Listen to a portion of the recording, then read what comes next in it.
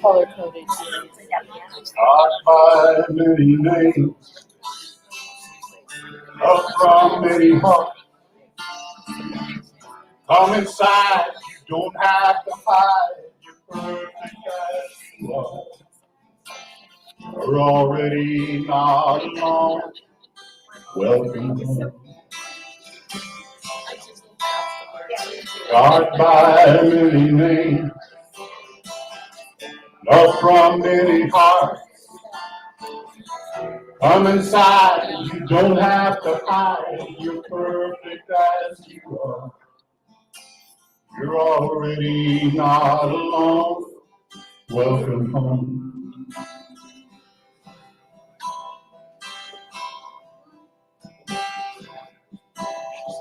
God by many names, love from many hearts.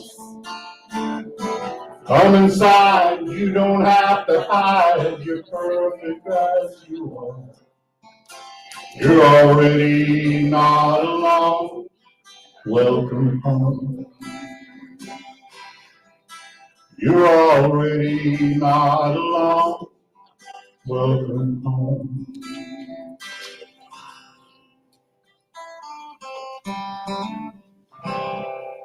Bring it up a notch.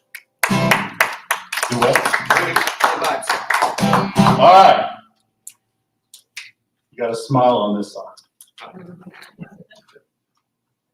Everybody's got a smile, except the guy trying to find it. It's okay.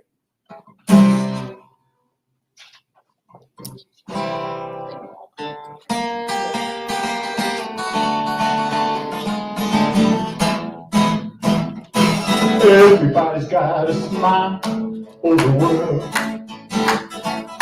Yeah, everybody's got a smile for the world. You gotta let it shine bright now, 'cause that's what it's for.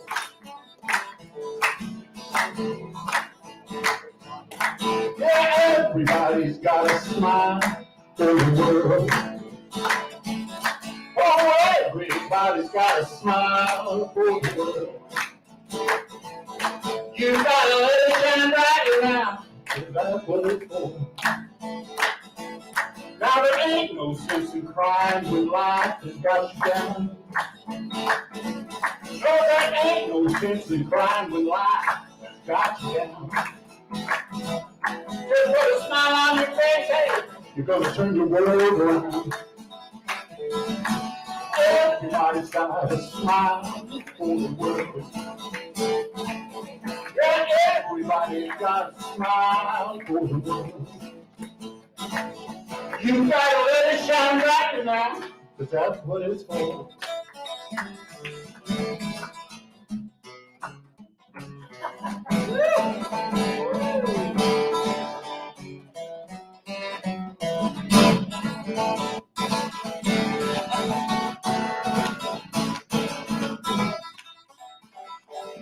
Yeah, everybody. When you feel like there's something missing in your life today, when you feel like something's missing in your life today, just put a smile on your face now, you're gonna shake those blues away. Hey, everybody's got a smile for the world. Yeah, everybody's got a smile for the world. You gotta let it shine bright now, 'cause that's what it's for. Yeah, everybody's got a smile for the world. Hey, everybody's got a smile for the world. You gotta let it shine bright now, 'cause that's what it's for. You gotta let it shine bright now, 'cause that's what it's for.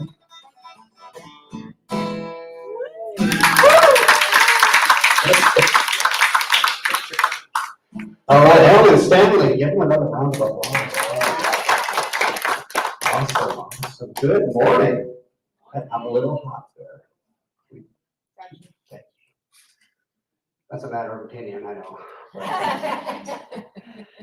We got to speak the truth. So I'm coming from the truth. Good morning. Welcome to one and all. How are we feeling today?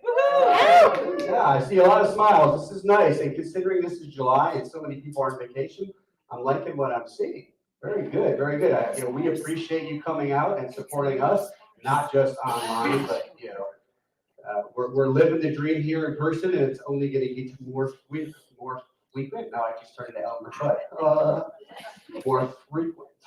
So I'm going to have Ellen come up and just do a little instrumental. And while we're smiling, let us take a minute or so and meet and greet our neighbors. So go ahead and stand up, move around, say hello.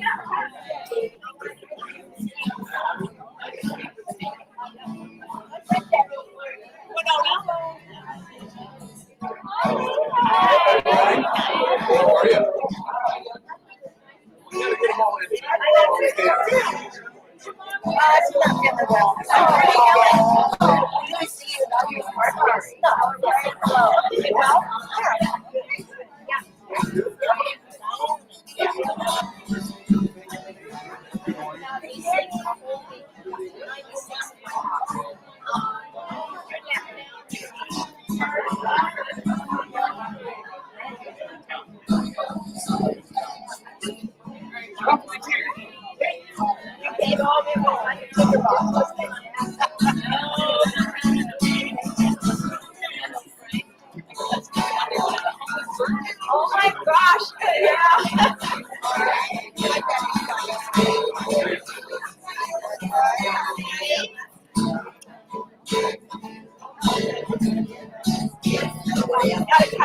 Why are you doing a fantastic job?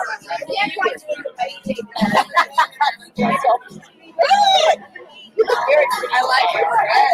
Oh, thank you. You know, it's a dress. Oh, it is.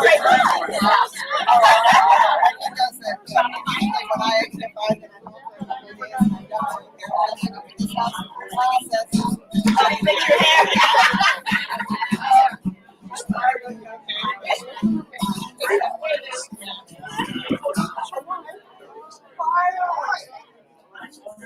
How are you?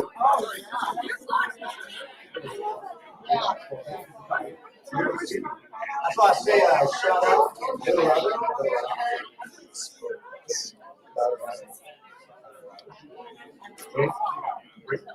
Okay. That's all.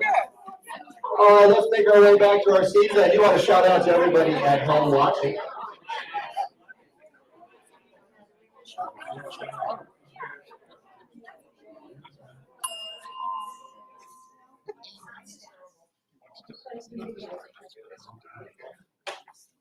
We're just going to pause with the smiling and the friendship. Not pause it, we're going to subdue it a little bit. It's always there. And we're going to move into a part of the service that we call lighting the flames of faith. We perform this ceremony to promote the universal consciousness of life, which acknowledges that all people and all things, all beings, come from the one great universal presence, which we call spirit. You can call it what you want, God, source, the universe, life. It's all good. And so, we first light the unity candle, which represents the unifying nature of all religious thought and experience, which we honor here today.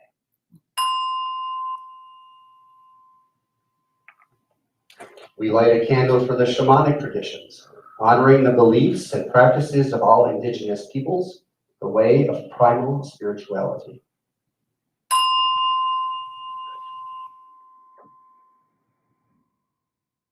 We light a candle for Hinduism, honoring the path of knowledge, action, and devotion.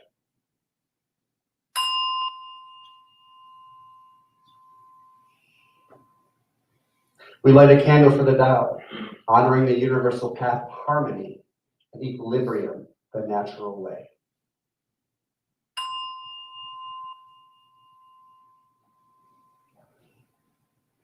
We light a candle for Judaism, honoring the ethical path of living by sacred law.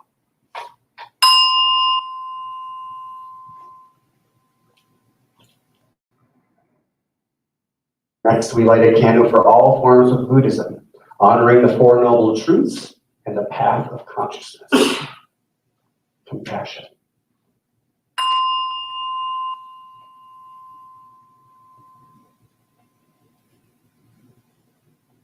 We light a candle for Christianity, honoring the Christ consciousness as the path of love.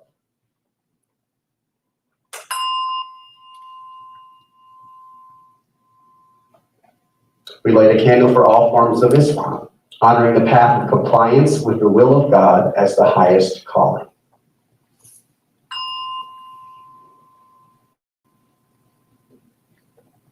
We light a candle acknowledging religious science and all forms of new thought, a metaphysical path of mental healing through the practice of universal spiritual principles.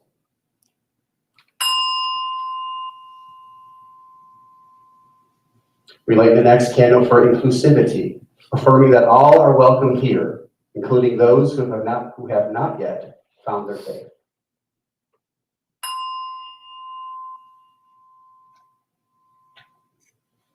And now we light the healing candle and invite each of you to silently offer into the light the names of loved ones, knowing that they are now the perfect expression of Spirit's eternal wholeness and love.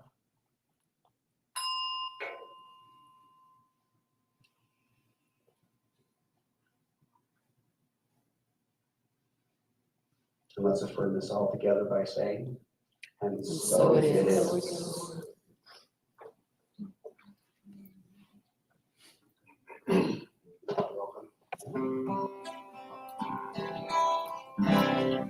So we're going to relax a little bit, calm down, and we'll sing a couple verses of this song. And then Bill's going to come up and offer our invocation. And then when he's done, we'll sing some more of it.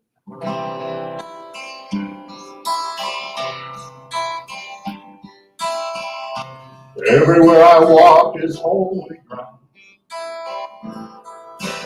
and I walk in God.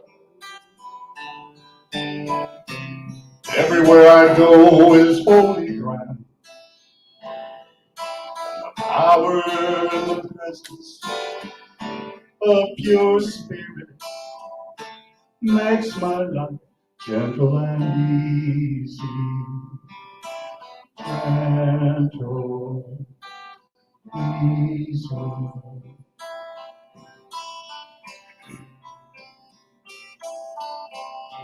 Everywhere I go is holy ground, and I live in love.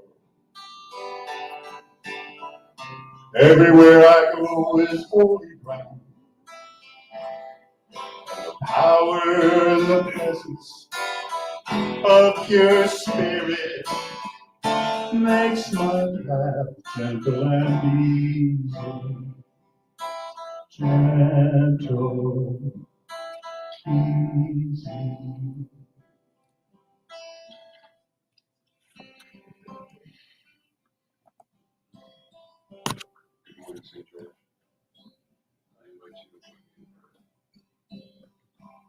As we come together as a congregation on this beautiful Sunday morning, I am knowing that we are not just with or in the presence of the one, but we are surrounded, we are infused, we are completely encompassed in the one. And I know that as this Spirit is with us, it brings that state of gentle and easy that Alan's saying about. It brings that state of love that we all are looking for.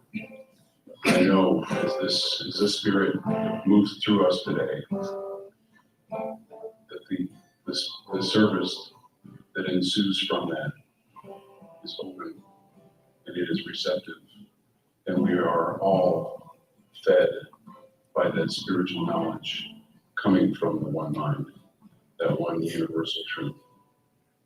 I know Joe's words today are opening and healing, and I know that the music brings everything in exactly the right place. So I am so grateful for this knowing, grateful for our time together today, and grateful for Spirit's movement in all of our lives. So I just let it be so, knowing that it is all good and it is already done. And so it is. So it is. So it is. Everywhere I am is holy ground, and I stand in peace. Everywhere I am is holy ground. The power and the presence of pure spirit makes my path gentle and easy. Gentle, easy. Everywhere I am is holy ground, and I dance in joy. Everywhere I am is holy ground, and the power and the presence of pure spirit makes my path gentle and easy. Gentle, easy, gentle, easy. Bill's going to read for us. Hi, me again. I chose an article written by Ernest Holmes, and it's in this month's Science of Mind magazine. I picked it because I thought it was really interesting that Ernest is talking about the technology changes and how that affects our life with God. And I just found it ironic that he's talking about these big changes that happened 70 plus years ago. And so here we are, at a different phase in time, but I think it still rings true. So here it is. The unhappy person wants to be happy. The impoverished person wishes to become enriched. The sick person wants to be healed. The lonely person wants love and friendship. These are fundamental needs of the human being, and back of them is the need we all have to feel safe and secure in this world and in the world to come. Nothing has happened to human nature since Jesus walked the earth. We have made scientific discoveries, and life is easier to live, but our fundamental needs haven't changed. It doesn't do much good to have a washing machine in the house or a fireless cooker, which we would call an electric or gas stove, if we are still filled with the worry and anxiety over what is going to happen tomorrow. There is something lacking when we are all surrounded. Joe, it's I'm sorry. contagious. My fault. When we are surrounded by everything science has produced and we still feel as unwhole as ever. No, our real problems haven't changed. We merely seem to have multiplied them. There is something missing somewhere, and everyone knows it, for you can hardly pick up a magazine or newspaper without finding reference to our need for God. It seems as though we have to start all over again and find something that will really make life worthwhile, something that will give us such a sense of well-being that we shall no longer suffer from the fantasy of fear or the uncertainty of the future. You and I are among those making this inquiry, and we will not be satisfied until we find an answer. But it isn't as though the answer hasn't been given long ago when Jesus, a divine presence, filled all space and all form. For one of the most startling claims of Jesus was that God is both around and within us. I suggest we give this idea consideration. For if the claim is true, then there is an answer to our problems. And this answer will come when we link our individual lives with the one perfect life, which is God. And so it is. So it is. Great, thank you, Bill. So this song is actually about joy. So I feel that I'll speak for myself here. I'm joyful when I discover that the kingdom of heaven is right here where I'm at right now. And it just kind of makes me want to jump up and down like Ernest Ainsley, but I just wrote the song instead.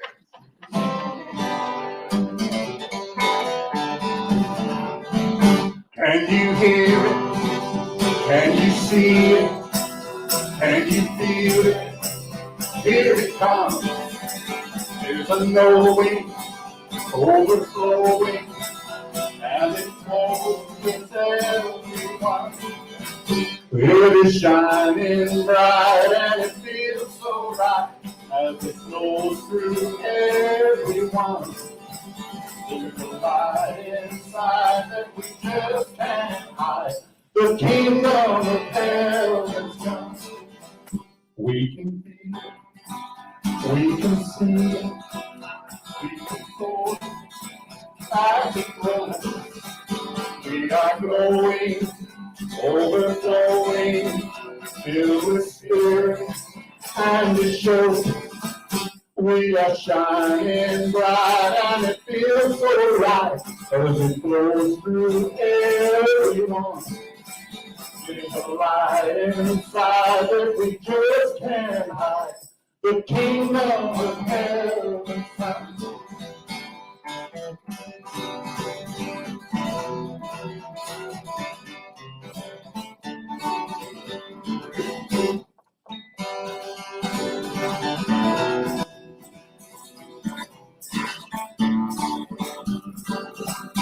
They can hear it, they can see it, they can feel it.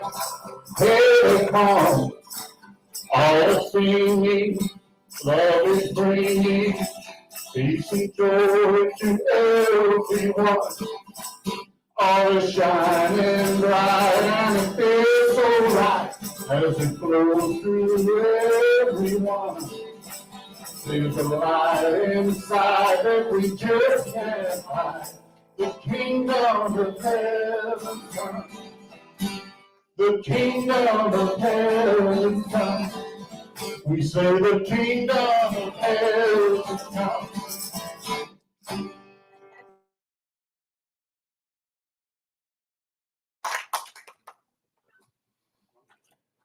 All right. Thank you, Alan. One more, please. Round of applause. Alan, you're allowed to dance as long as you don't hurt yourself. Okay. Can't be pushed. Or anybody else. Yes, that is me. And our talk title today is Got Me Hypnotized. What does that mean? Well, I want to go back to last week. Well, let's go back to what we're talking about this whole month, which is speaking our truth to circumstance. So I don't know about you, but isn't that why we are all here? We want to recognize that power, and the way we do that, we can feel it, but if it's not changing on the outside, what good is it? Right? So when it changes on the outside, that's kind of our recognition that we are allowing that power and that presence that we talk about, that we feel about, through. And when things are changing in the way we want them to, when we're asking them to, the way we desire them to, then that would be called the right use of principles. Ernest Holmes would say, we're saying we're doing it right. We're getting our connection right. We're allowing the love that we feel as God channeled through us and experiencing that in life. I don't know about you, but that's what I'm here to do, is experience a free, full, amazing, awesome life as long as I can. So that last week we talked about Monsters, Inc. And the idea was, if we see evil and monsters on the outside, where does that come from? The source, right? Not God the source, because God the source is always flowing in its fullness, in its love, and its good, and its glory.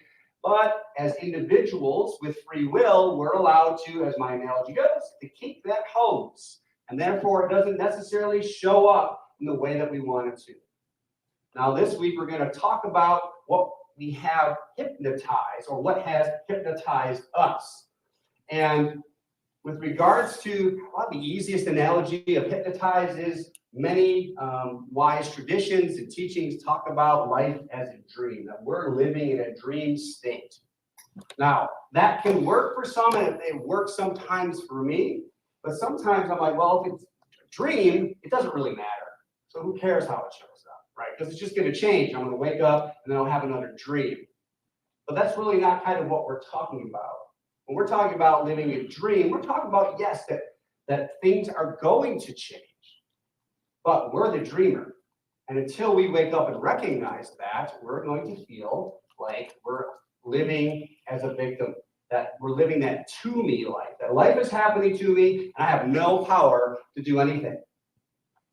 So New Thought refers to this idea as the collective unconscious, out of a technical term.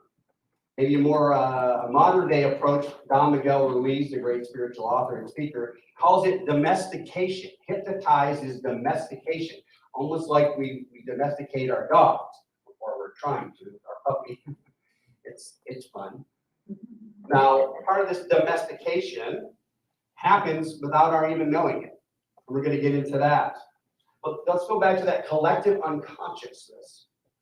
Okay, so while this dream that we're living, this consciousness that we're living, the problem with that is until we wake up, we're living from in a source of, in a sense, an experience of separation from all that we desire. And so it takes a little while. There are a few that have walked the earth in recent times that kind of get this idea of oneness, that it's here right now, that I am the experience of God flowing through in form, in action, and that's how I create. For most of us, it is a dream. We're kind of doing the best we can. We go to sleep, we pause, and we think we're dreaming then, but as the Buddhists say, I thought I was dreaming, but then I woke up. Right? Now I'm in a real dream. So the thoughts then that we're having of separation lead to creating a life based off of fear. And that's what happens when we strictly rely on what is called the ego, the small self. And the small self only knows itself through the past. Sorry, I'm getting tugged. Okay. So what I'm going to ask you to do is just contemplate the word hypnotized. Close your eyes just for a second. When I say the word hypnotized, just see what comes up for you.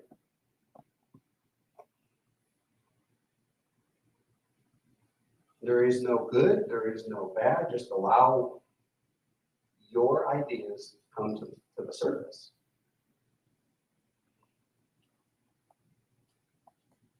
So being from Vegas, the first thing my mind goes to is some act on the strip, but that's not what we're talking about. But in a sense, it's not very different, right? If they, somebody who is trained kind of coerces somebody through mental, I'm going to use the word force, power, to doing things that they normally wouldn't do. Now, we believe that, but science has shown and psychology has shown is really you can't coerce the mind into doing something it wouldn't do. Because what happens when we each try to do something new? Right? I'm going to get healthy. I'm going to change my diet. I'm going to drink juice for the next 10 days. And holy cow, the resistance comes. So it's not really likely that someone's going to get us to do something we don't want to do.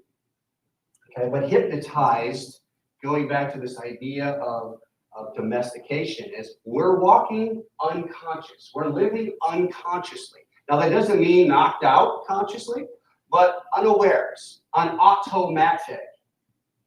And our idea of waking up is to recognize that. And that is the individual recognizing, discovery of our individual unique self, the power that we are, and that who we are is not separate from what we're sometimes praying to. It seems that way, it feels that way, and it does take practice to recognize, oh, as Alan shared with us, that kingdom of God, it's right here, it's right now. It's not even out there because it's a feeling. And we have to, well, we don't have to do anything, but as we walk this spiritual journey, we open to that through our own unique ways. Make sure I'm going the right way. Perfect. So, how hard is it? Well, Deepak Chopra says the collective dream is the hypnosis of social conditioning. Only sages, psychotics, and geniuses manage to break free. So it's kind of different, a difficult journey is what he's saying. Now, to be a sage means you're wise, and to be a psychotic means, to me, you're not thinking like others think. Right? We're thinking outside the box in a big way. Okay? And geniuses. Geniuses are open to allowing the fullness of what comes through them without judgment and acting on that. Ernest Holmes, our founder, says, we believe the ultimate goal, and this is one of the we believes, by the way, that it's printed in the Science of Mind magazine. It comes from that, the first edition. But I visit these often as a spiritual practice to help me shift from being hypnotized. So he says, we believe the ultimate goal of life to be a complete emancipation from all discord of every nature, and that this goal is sure to be attained by all. Now, as we just take that in for a minute, that's kind of, when I first look at that, it's overwhelming. You mean like when you say all discord, like all? Like, can I work on one thing at a time? Yes, of course. And sometimes I look at it and I go, well, I know that Ernest Holmes is famous for being open at the top. And if this life is infinite, can we really ever be free of all while we're living in this world of contrast? What I do know is that we can do the best we can with what we have and where we're at, and that is a great mantra to live by. And that means wherever we're at, we're doing our best and we're open for more. So, I have a question for you, because it has to do with this idea of being hypnotized and what are we going to do about it, if anything. So my question is, what is your belief about how you got here on this planet, life? Think about that for a moment.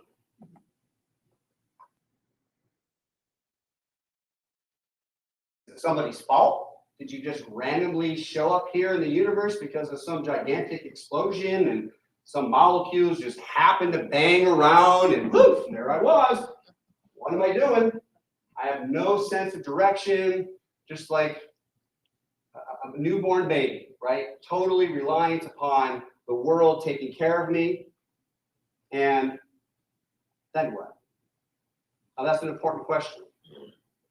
The second question that's just equally as important is, what is it, or maybe who is it, awaiting for you when you awake from this dream?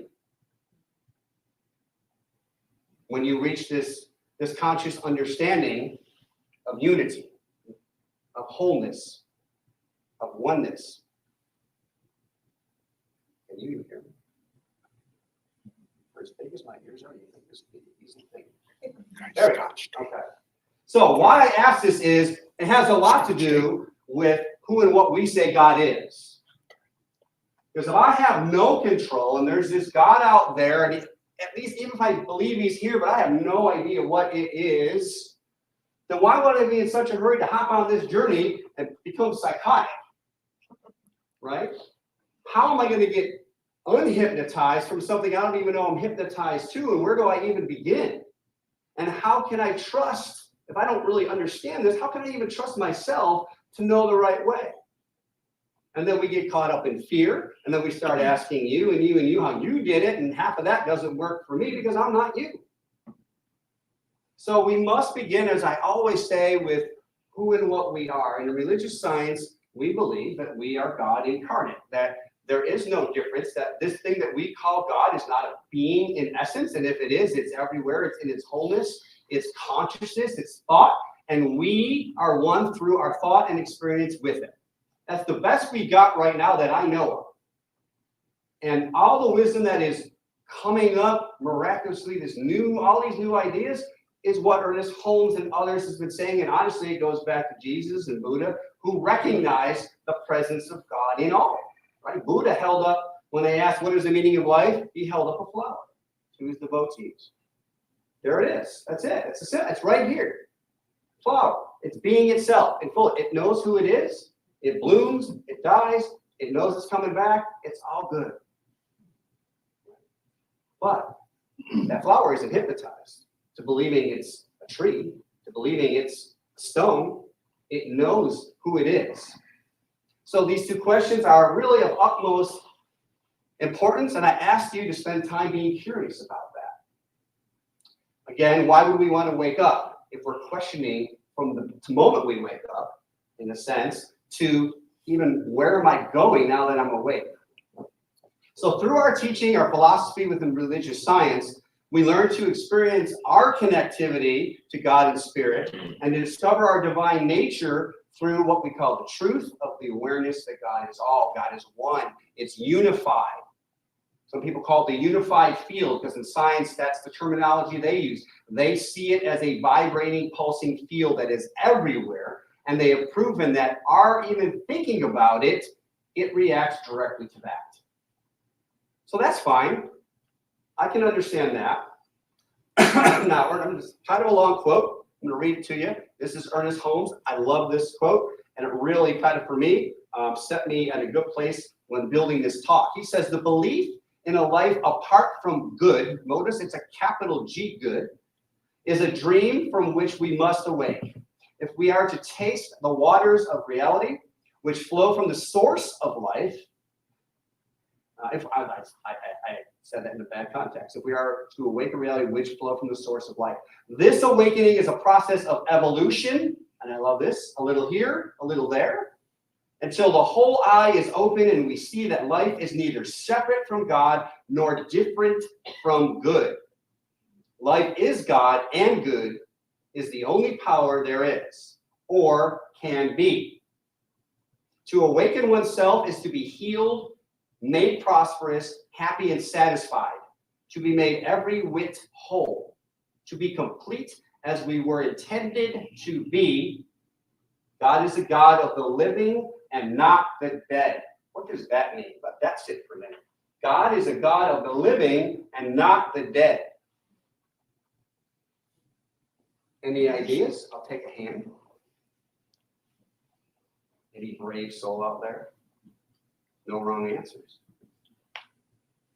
God is, yes, thank you. So God is a God of the living means it's like joyful and happy. It's joyful and happy. Okay.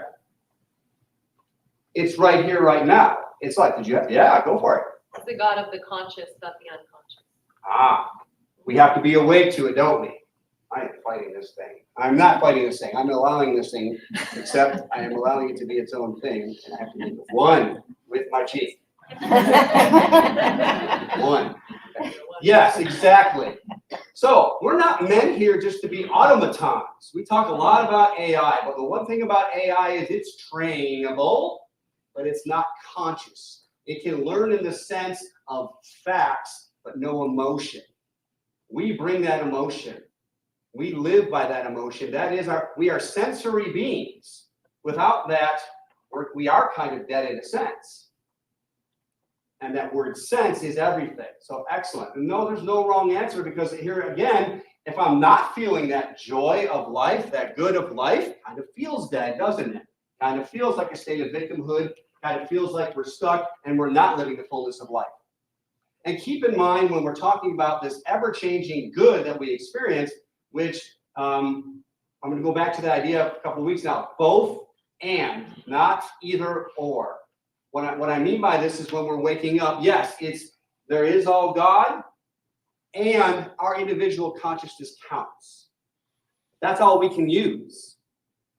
Okay? So it's how is it God consciousness and my consciousness? Some of these things we'll experience when it's time, when it's awake already.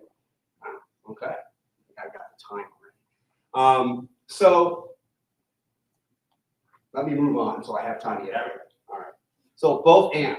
And when I remind us that, I remind us of our individual power. And that's important because it's not out there.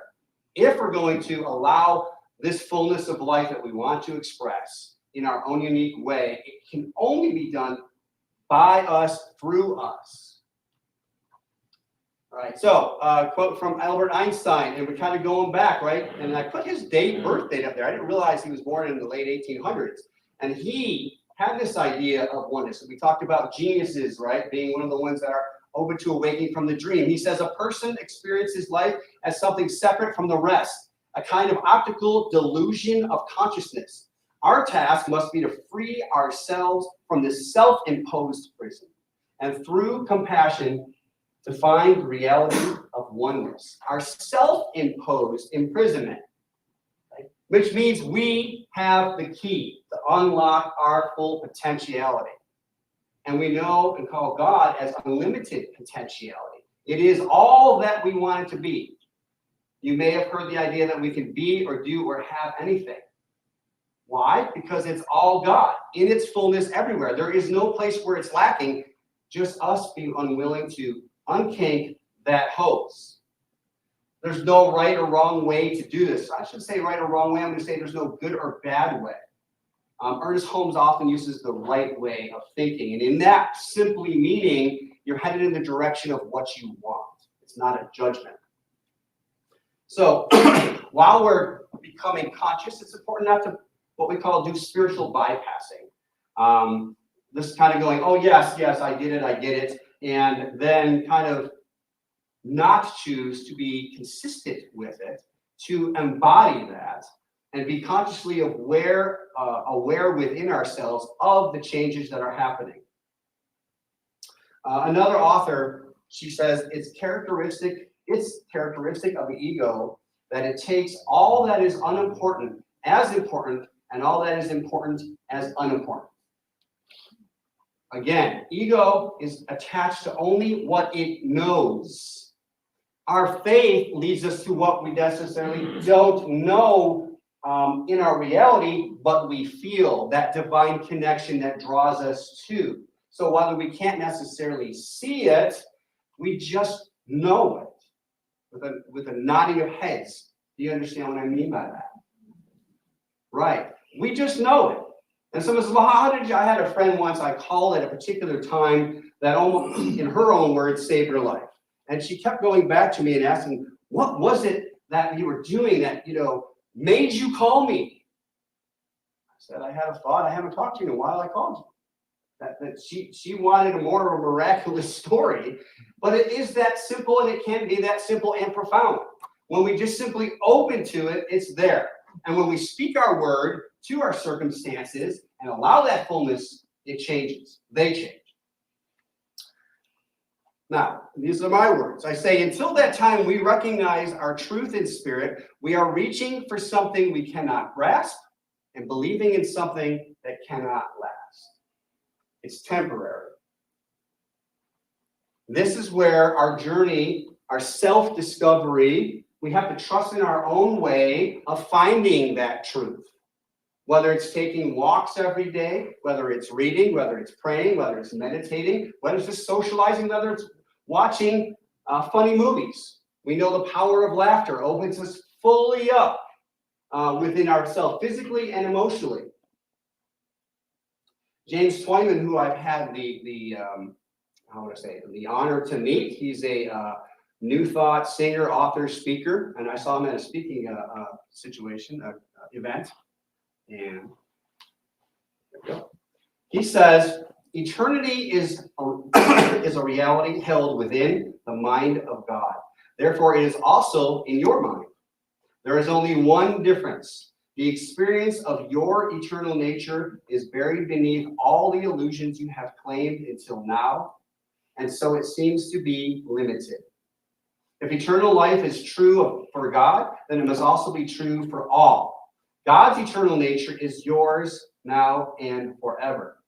And he has some amazing stories, which I don't have time for, where he has prayed collectively, particularly during the Iraq War, and talks about the immediate impacts of those prayers, of those groups worldwide that were calling for peace. And how, just a quick one example was there was supposed to be a major movement and escalation of the war, and nobody knows why, but it was called off.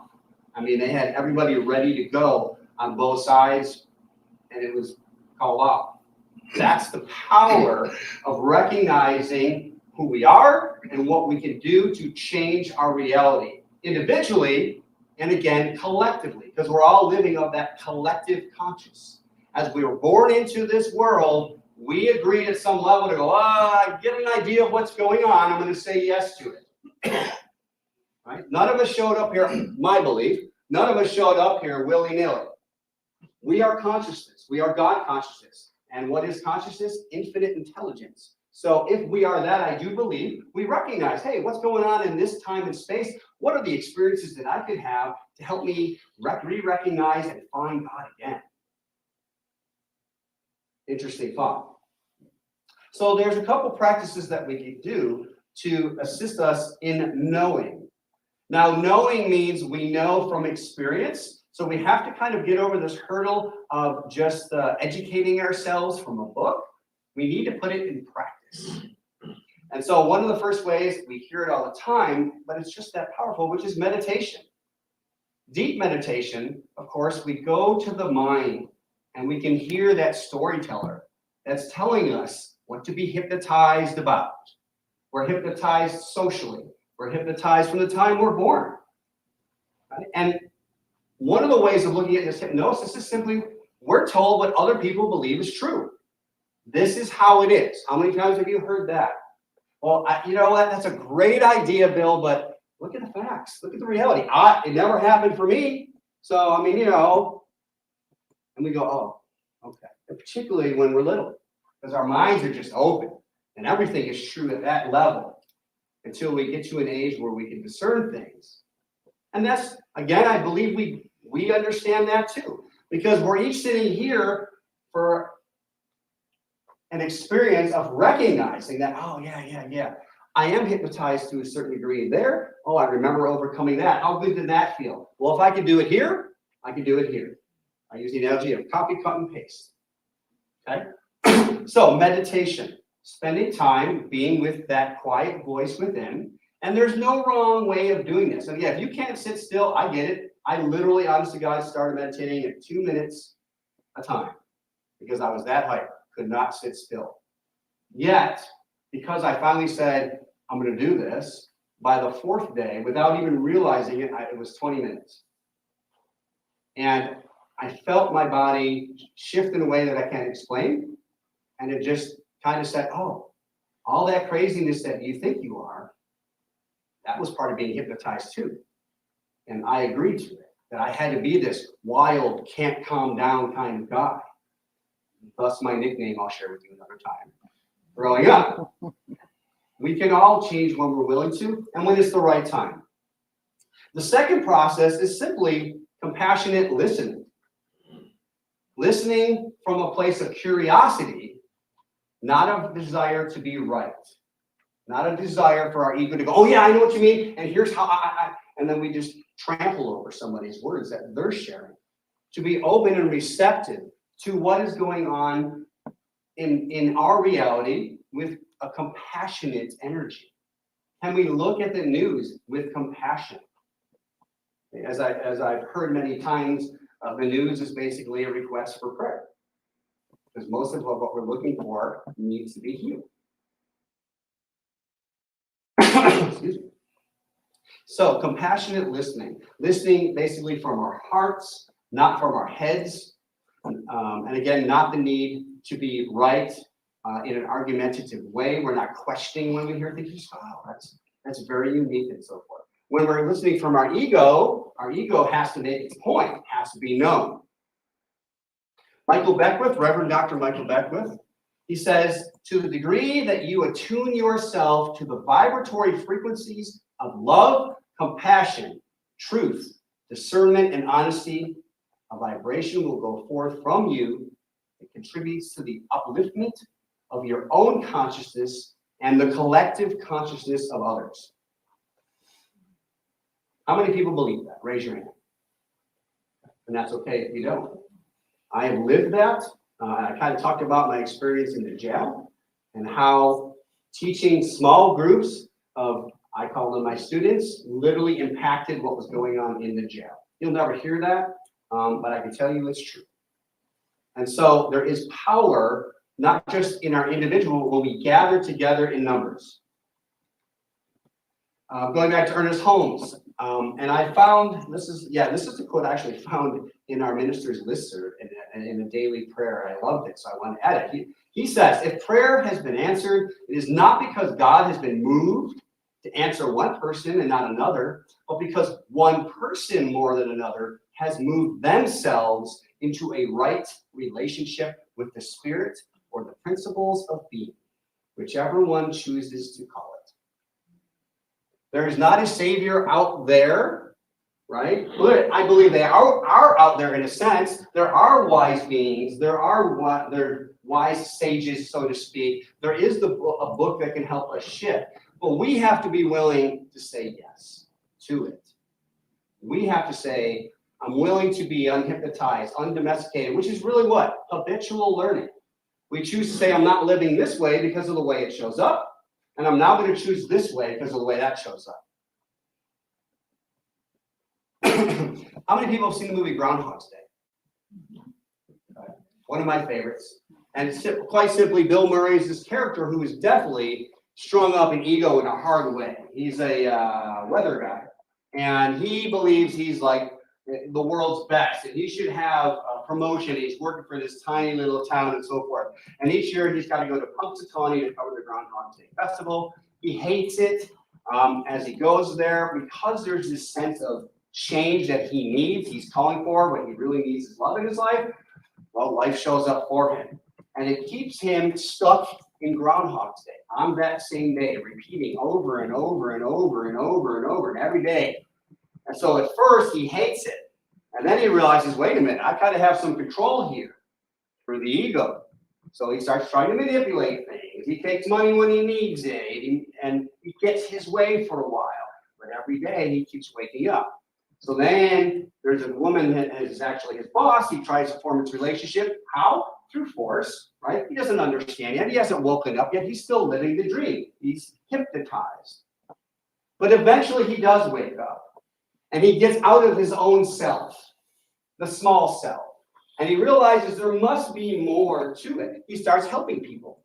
Now keep in mind, he's doing this every single day. Right? Because every day it starts over.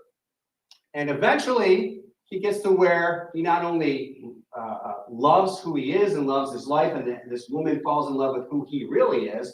He decides that they're going to get married and stay in Punxsutawney in Pennsylvania.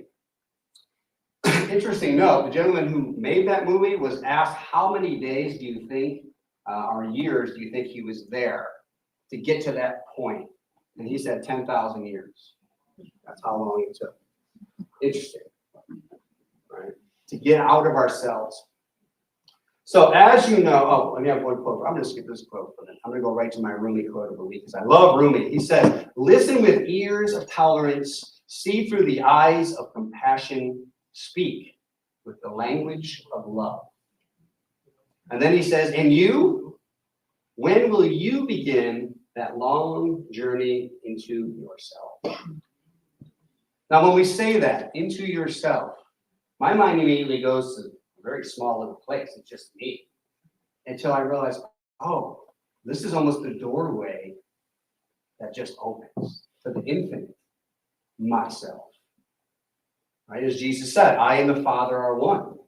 So I am that. And the only way I'm going to experience that we each are going to experience that, is opening that door that we have. It's right here in our heart.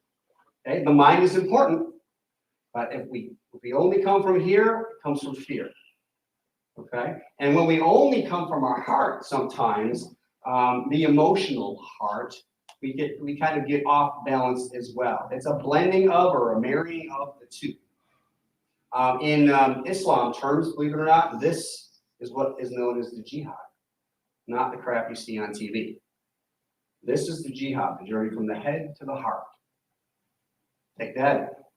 See how much we've been hypnotized by what we see and experience. And I learned that directly from an American sheikh who taught my class. So, I ask you, simply, when will you begin this journey into yourself? This is why we have classes, which we will be having classes this coming fall. I hope you do join us for that. Life, I don't know, how many people are lifelong learners here? Right. Yeah, exactly. That's what it takes. It takes ourselves, it takes us being willing to be consistent and daily, recognize the good, recognize, oh my gosh, I can't believe I was doing that again. You're still a little hypnotized.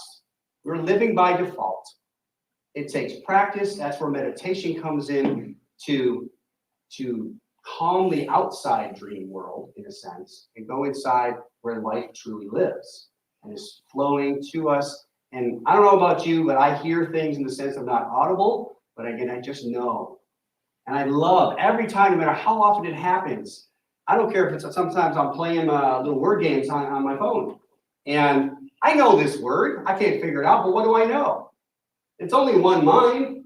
I know it, and I'll just start typing, and there it is. And I'm like, I don't know what that word is. I've never seen it before in my life, but it filled in my blank, right? And we all have that. We all have these little ideas or these compartments in our lives where we maybe are still simmering in a little nice, cozy sleep. Well, I'm here to wake you up. I'm here to be the thorn in your side a little bit, because it's an uncomfortable ride for a little while until we're willing to go, you know what? It's uncomfortable because I'm carrying this. I'm trying to change this to protect this. I don't need that anymore. But most of us, we do this together. This is the importance of this community meeting, in person and online, whatever we can do to recognize, apparently we have a movie coming up, to recognize the collective power of the collective consciousness when we merge ours. And I will end it on that. We have our affirmation. And this affirmation is special to me because it comes from Reverend Lloyd Barrett, who I know personally. He is a wordsmith. He is old school. He's amazing. And I'm not going to say it half as good as him. I'm going to use the words. If you ever, you can look him up on YouTube. He's a great talker. He says, I am energized, enthused, elevated, and infused by the exhilarating power of a mighty mind. Here's what I'm going to ask us to do to recognize the power individually and collectively. Let's stand. And I'm going to step aside so everybody can see. Look around. And on the count of 3, we're going to say this with enthusiasm. Here we go. 1, 2, 3. I am energized, enthused, elevated, and infused by the exhilarating power of a mighty mind. And so it is. Yeah. Let us just conclude in prayer. What I'm going to say for prayer and affirming this is, I know this presence that we call God, power, spirit, life is right here, right now. I look out and I see it in each one just enthusiastically. You are open. There is only one. When I say you, it is me, it is we. We are one. And it is open. It is here. The best part is it's evolving itself right through our own community, in our individual lives, through this community, out there, out in the bigger world. That is the vision we hold, that everything happens for our best and highest good. Why? Because that good is a capital G good. God is good. Capital G. There is no separation between that good, who I am, who we are collectively, and what is happening in this world. I no longer choose to live from a place of fear. I choose to live in curiosity of the wonder and the awe of God itself. Right here, right now. I experience this God, this good through love in my life. I have power over the circumstances because of who and what I am. My word has power, and so be it, and so it is. Last thing, I have to leave my phone. So, the power of collective prayer. Last week, right before I talked, I received an email from the governor of your state right now, I'm not sure yet, who thanked all of us. I'm going to share this. All right. I'm not going to read the whole thing. So, long story short, he wrote a letter basically saying last year he asked everybody to pray because of the drought that you are all going through. And then the letter goes on to say that he is grateful to report back to you, the people of Utah, who have responded as a state We not only express faith and hope through prayer, but Utahns have done their part to conserve tens of billions of gallons of water. He says this winter, the state received record-breaking snowfall. Almost all of our reservoirs are filled. The Great Salt Lake has risen at this time was 5.5 feet, and Lake Powell was up more than 60 feet. That, my friends, is the power of prayer, and so it is. So it is.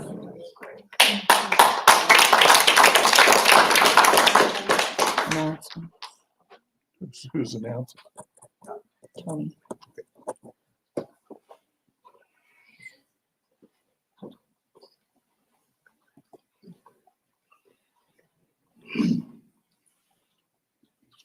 Oh, I'm supposed to do love up there. I'll Yes, get back up sir. there and do that. Thank you, Reverend Joe. Hey, who's that guy? So it is our time for our love offering, and we're gonna have some instrumental music. The slide. Okay. Okay. And so I want to recognize your giving and what your giving means to us.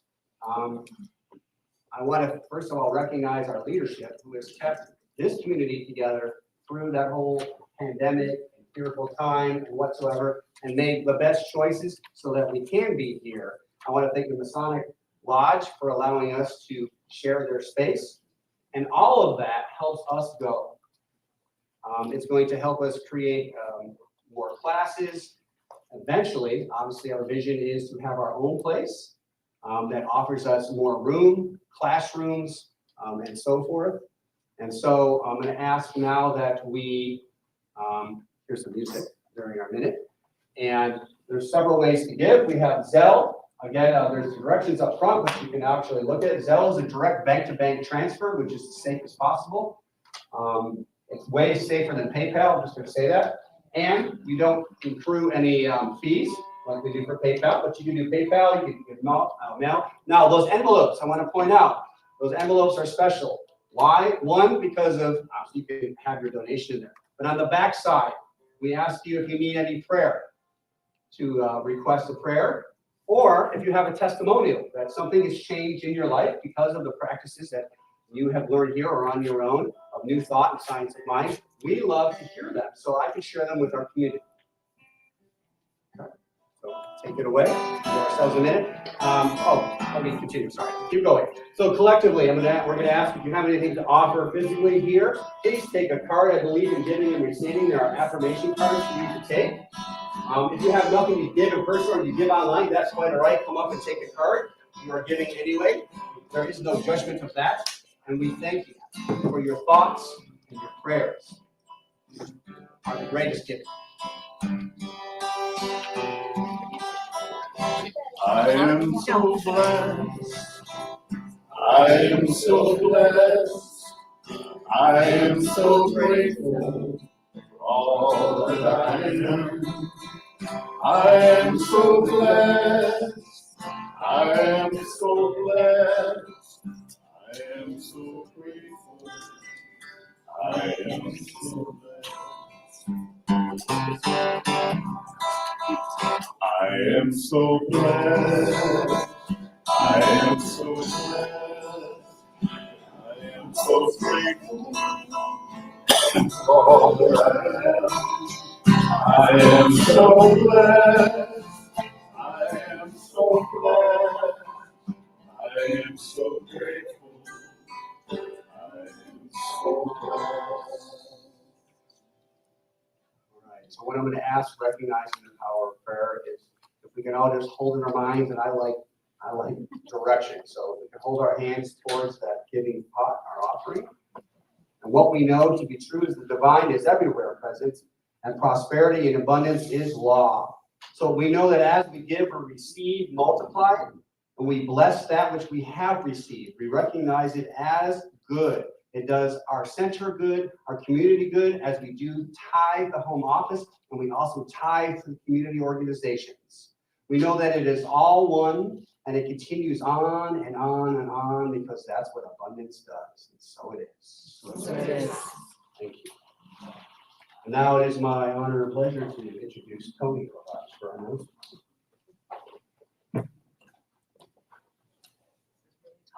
Hi, everyone. I'm Tony, in case you don't know me. So announcements, thank you. Announcements, we have a community care center that if you need anything, need assistance, need support, please call that number you see on the screen, 435-893-6702, and someone will reach out to you for support. We also have prayer requests. You can send your prayer requests to the email on the screen there, prayer@cslstgeorge.org. Our next in-person meeting will be on August 13th, so please come back and join us for that. And of course, you can always find additional details on the website and the newsletter at CSLSG.org. And then again, offerings, different ways that you can give. If you weren't able to give today, you want to do so later, you can find that information online as well. So today there is no Zoom conversation, but you can email your questions to stjourgecsl@gmail.com or at reverendjoe@cslstgeorge.org. So any questions or anything you'd like to share from today's message, please be sure to email. We'd love to hear from you. Upcoming Sundays. So next week, July 16th, we have guest speaker Eugene Holden, RSCP, and the top title is Standing on Shiva. And then we have Reverend Joe back for July 23rd for The Wise Warrior. So be sure to join us. And that's it. I'm going to turn over now. Take it away. Okay, so we mentioned prayer a lot. I'm going to call up our practitioners that are here present today, just so you get to know their faces. We do have an area in the back, so if we don't want you to leave with a heavy heart or any conditions that maybe you need some support with, please call Bill right now as our practitioner of the day. If we have multiple people, you can see Chris, you can see Mary. Again, that RSCP that you see stands for Religious Science Certified Practitioner. So they have all gone through training of 4 years, and really more than that because they ongoing training to recognize the truth that is always present no matter what you bring to them. And that is a powerful support. So if you need that, please see any of us for that. And again, if you're maybe a little timid, again, you can write it down on the back of the envelope. So stay up here. Yeah, let's just all sing together. Let's do it that way. Okay? Yeah. Let's say that. Yeah. You don't want to sing. Well, that's what they told me when I was a kid. Everybody like to stand up, Yes. rock and roll? You want to get that tambourine?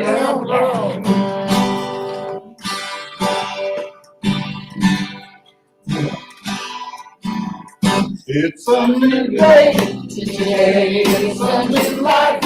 My way down the way I know that's for me. I take my faith and ride because I know that I am creating my own destiny. Past is gone, it has no power here. I'm a mighty force of spirit's atmosphere. So I choose to grow, yes, I choose to rise. The story will not be denied. It's a new day, today is a new life. My way down the way I know that's for me.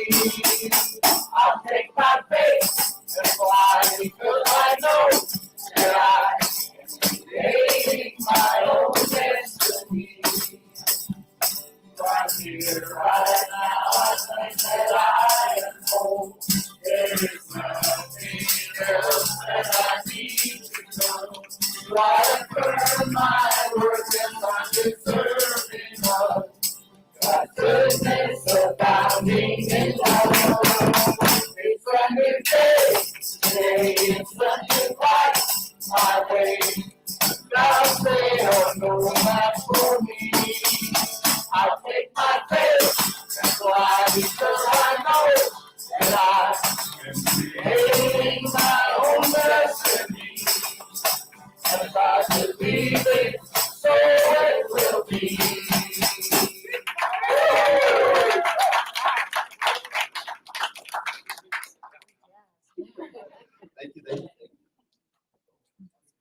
Now it's time to commune, fellowship. I think there's some refreshments in the There back are. too. You're welcome to You indulge. are welcome And to.